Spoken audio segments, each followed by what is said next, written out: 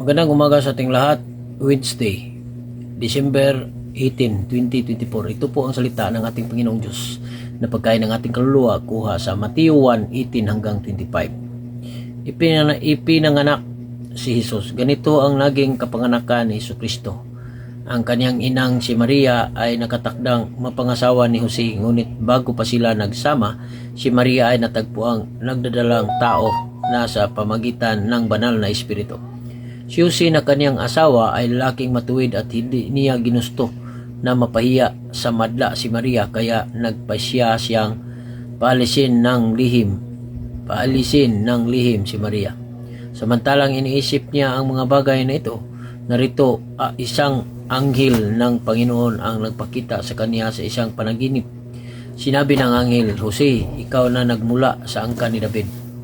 Huwag kang mangambang tanggapin si Maria na iyong asawa. Ito ay dahil ang dinadala niya sa kanyang sinapupunan ay sa banal na espiritu.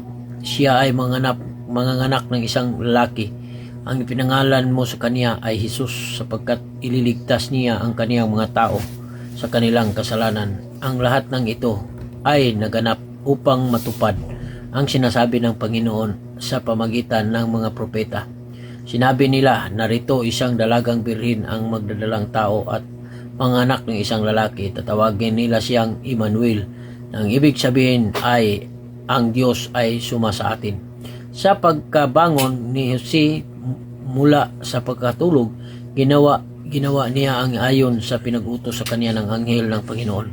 Tinanggap niya si Maria upang maging asawa. Hindi niya sinipingan ang kaniyang asawa hanggang sa maipanganak niya ang kaniyang panganay na anak na lalaki. Pinangalanan siya ni Jose na Jesus.